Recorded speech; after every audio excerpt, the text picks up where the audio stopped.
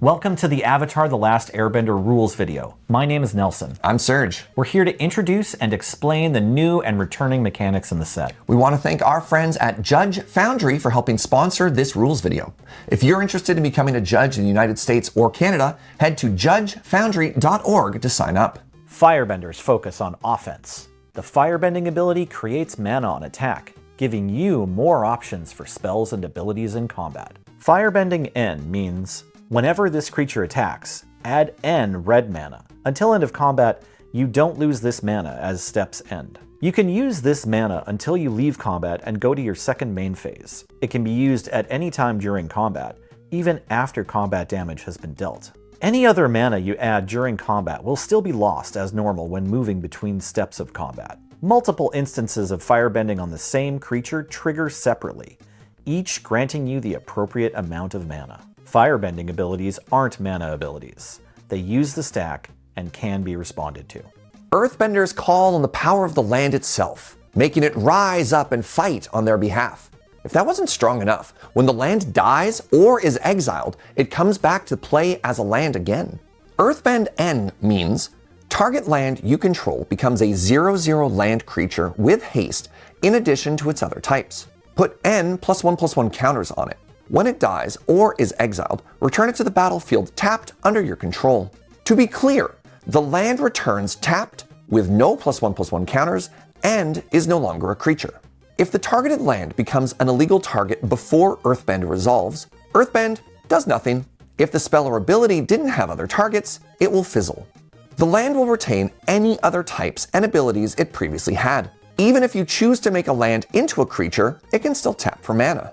You may target a land that is already a creature with Earthbend. The land will get +1/+1 counters, gain haste, and have its base power and toughness set to 0/0. Waterbenders believe that many hands make for light work, and waterbending allows your artifacts and creatures to help you pay for powerful effects. Waterbend cost means when paying cost, for each generic mana, you may tap an untapped artifact or creature you control, or pay that mana. Waterbending appears in various places. It can be an additional cost to cast a spell, part of the cost of an activated ability, or a cost you pay on resolution of a triggered ability. You can tap any untapped creature or artifact you control to pay a waterbend cost, even ones with summoning sickness. Airbenders are masters of wind, harnessing the power of the air to protect your own permanents by hiding them in exile, or to delay your opponent's spells and attacks. Airbending exiles permanents and/or spells. For each card exiled this way, its owner may cast it from exile by paying 2 generic, rather than paying its mana cost. Because airbending has you cast spells from exile, you must still follow normal timing restrictions. Airbending counts as using an alternative cost when casting a spell from exile. This means you can't pay any other alternative costs, but you can pay additional costs. If the card has mandatory additional costs, you must pay those. If the spell has an X in its mana cost, you must choose 0 as the value of X. Tokens exiled with airbending are gone forever. Lands exiled this way cannot be played from exile. However, lands animated by Earthbend will be returned to the battlefield tapped. Flashback is flashback? It allows you to cast spells from your graveyard for their flashback cost, letting you experience their effects once again.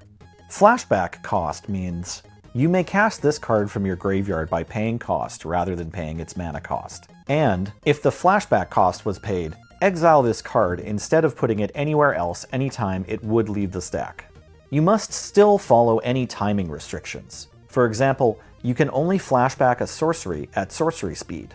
The mana value of a spell is always the number printed in the top right corner, even when casting it for its flashback cost. A spell cast using flashback will always be exiled afterwards, whether it resolves, is countered, or leaves the stack in any other way. Exhaust are powerful abilities that can only be activated once. They can be activated any time you can normally activate an ability. If an exhaust ability of a permanent is activated, and then that permanent leaves the battlefield and returns to the battlefield, it becomes a new object, so its exhaust ability can be activated again. If an ability triggers whenever you activate an exhaust ability, that ability resolves before the exhaust ability resolves. That's it for the rules. Thanks again to Judge Foundry for sponsoring this video. Thanks for watching.